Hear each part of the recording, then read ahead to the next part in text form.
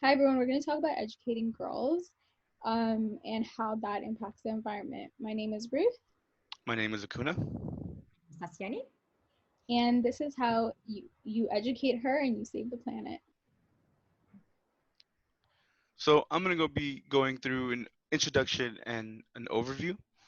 So first things first, education is an important privilege that all citizens should have. Um, my group, all three of us, believe that education is a basic right that everyone should have around the world. It's definitely very important, especially to our younger generation and youth. Statistically, boys and girls attending school are drastically different. Sorry for the quality of the picture, but this is a graph that I found that kind of shows the differences between boys and girls attending education or having education.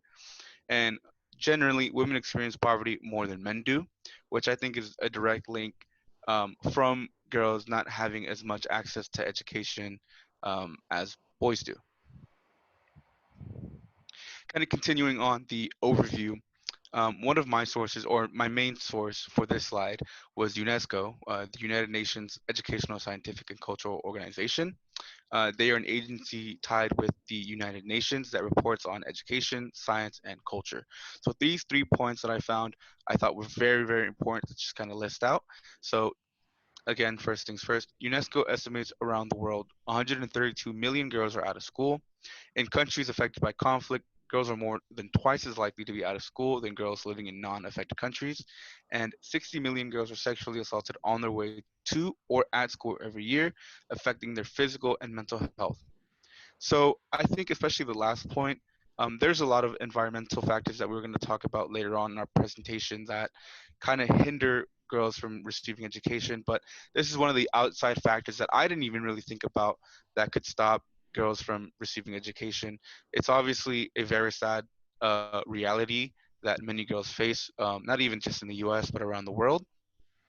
And I think these main points are very, very important to keep in mind as we go out through our presentation. So, educating girls. Today I'm going to talk about four programs or plans that deal with educating girls. The first program I'm going to be mentioning is Oprah's One Boy for One Girl plan. Oprah has two plans. One of them is building schools specifically for girls in developing countries, and the other is promising families that tend to be more traditional that if they let her educate their daughters, she'll also educate their sons. The second plan is from a CARES program, which is a nonprofit, and it is called the Address the Problem Plan. And this plan deals with addressing the problem of educating girls. Educating girls tends to be a symptom and not the actual problem. So this CARES program tends to go to the communities and deal with issues like poverty, hunger, family issues, and things like that, and really address the problem. This is something that we're going to see with the next two organizations as well. The Gender Action Plan from UNICEF, which is a plan that started in 2014 and plans to end in 2015, is a three-tier plan. It deals with again addressing the problem of whatever country it's in, and then also resolving it. So the first tier is figuring out what the problem is in the nations that they're in. The second, which goes from 2014 to 2017.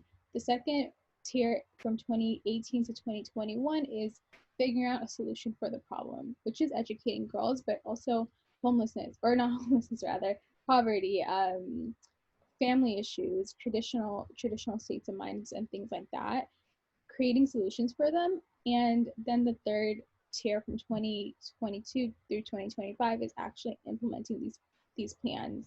The unique thing about this program is it not just goes into the countries and resolves the issues, but it also builds leaders that could continue to resolve the issue that it faces. So instead of just having foreign agencies go in and fix something, they have foreign agencies build the leaders within the nations and within those countries to solve the issue and keep them there to continue solving the issue. The third one is the Gender Strategy Plan from the World Bank. This is overall equality, and equity plan. Um, this plan again deals with women with educating women, but more so also dealing with poverty, family planning, just different sexual assault, just different issues that girls face and result in girls not getting educated. The two agencies, the World Bank and UNICEF, the one thing that they have in common is they both work really closely together in a lot of issues, but especially educating women. And when they do analysis, they tend to base their analysis off each other's statistics. Next slide. Next slide. So, the cost of educating a girl. It is important to note that educating women has no monetary cost that could adequately be seen. It goes beyond just any economic growth. It goes within the environment. It goes within the family structure within each different developing country. There is no monetary number you could put on educating girls, but it does cost $30 trillion to educate girls, and we are losing $33 billion each year in economic growth. It's important to note that no one company or organization is going to fix this issue. And just like the previous slide, how there's multiple organizations, it's going to be an all hands effort. Next slide. Role and barriers to girls in education. Investing in girls' education can reconstruct communities and the entire world. So, barriers, I'm going to talk a little bit about that. So, access to education is a basic human right, but unfortunately, some girls um, are suffering some barriers due to their gender, some other factors such as age, ethnicity, poverty, and disability. Unfortunately, in the countries with insufficient money, girls have limited access to resources, restricted rights, and a muted voice in shaping decisions, and that makes them highly vulnerable to a climate change. Also, girls with less income are farthest behind to completion their education, and they also get pregnant at such an early age, and and they don't return to school. So they ended up suffering discrimination in the community because of the pregnancy.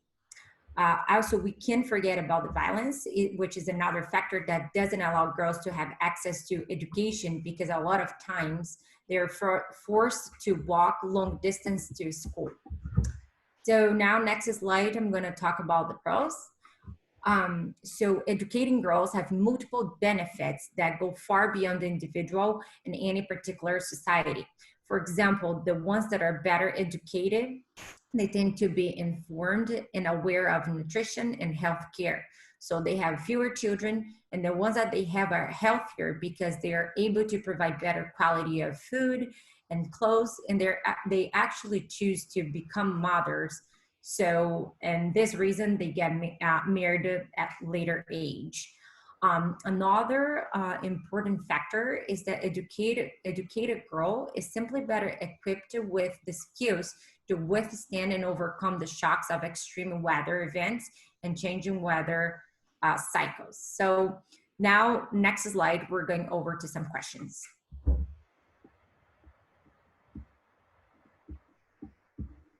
You're on mute.